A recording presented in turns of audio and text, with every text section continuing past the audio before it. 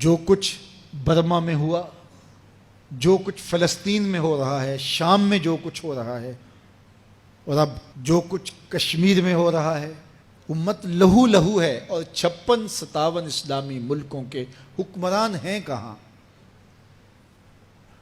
کیا یہ چیخ بھی نہیں سکتے، آواز بھی نہیں اٹھا سکتے؟ گاجر مولی کی طرح اس امت کو کاٹا جا رہا ہے۔ انسانیت کا بہتا ہوا خون کیا دنیا کے اندر امن کے ٹھیکیداروں کو نظر نہیں آتا؟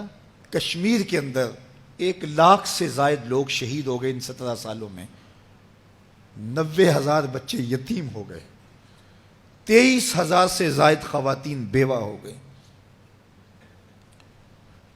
وہ وادی جنت نگاہ انگاروں میں لپٹی ہے، ڈل جھیل کے پانی پر لاشیں تیر رہی ہیں۔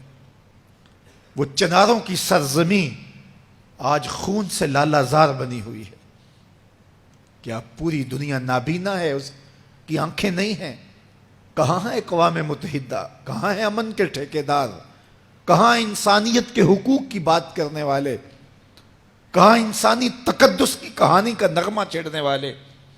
جو بلیوں اور کتوں کے حقوق پر تنظیمیں بنائے ان کے حقوق کی بات کرتے ہیں، آج انسانیت کا یہ لٹتا ہوا قافلہ انہیں کیوں دکھائی نہیں دیتا؟ وہ کیوں نابینا ہو گئے ہیں؟ انسانی حقوق کی تنظیمیں، یہ NGOs، یہ چیخ چیخ پہ انسانیت کا نوحہ پڑھنے والے مختلف چینلوں پہ آج کہاں مر گئے ہیں؟ اور افسوس تو یہ ہے کہ 56-57 اسلامی ملکوں کے حکمران بے حس ہو گئے، انہیں کچھ دکھائی نہیں دے رہا۔ انسانیت لٹ رہی ہے، انسانیت کا جنازہ اٹھ رہا ہے۔ ثناخان تقدیس مغرب اب کہاں ہیں؟ انسانی حقوق کی بات کرنے والے اب کہاں ہیں؟ یہ خون کبھی بھی رائے گا نہیں جائے گا۔ خون جب بہتا ہے تو جم جاتا ہے اور پھر اپنے اثرات چھوڑتا ہے۔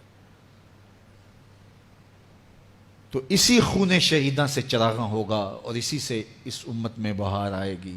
اللہ اس امت کو اتحاد دے، اس کو اتفاق اور یگانگت کا نور دے۔ جب یہ امت متحد ہو جائے گی تو پھر کوئی میلی آنکھ سے بھی نہیں دیکھ سکے گا۔ لیکن ہمارے افتراق نے، ہمارے انشقاق نے، ہماری باہمی لڑائیاں نے، ہماری جغرافیائی تقسیم نے، ہماری فرقہ وارانہ لڑائیوں نے دشمن کو دلیر کر دیا ہوا ہے۔ آج حکمران صرف اپنے سطحی مفاد کے لیے، صرف سطحی مفاد کے لیے امت کا بہتا ہوا خون گوارا کر رہے ہیں۔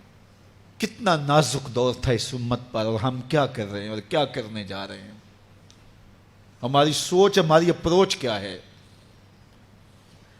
ہم اپنے انداز زندگی اور طرز معاشرت کو دیکھیں، ہم کہاں کھڑے ہیں؟ ہر شخص اپنے اپنے منصب کو سمجھے۔ اللہ اس امت کو کھویا ہوا وقار دے۔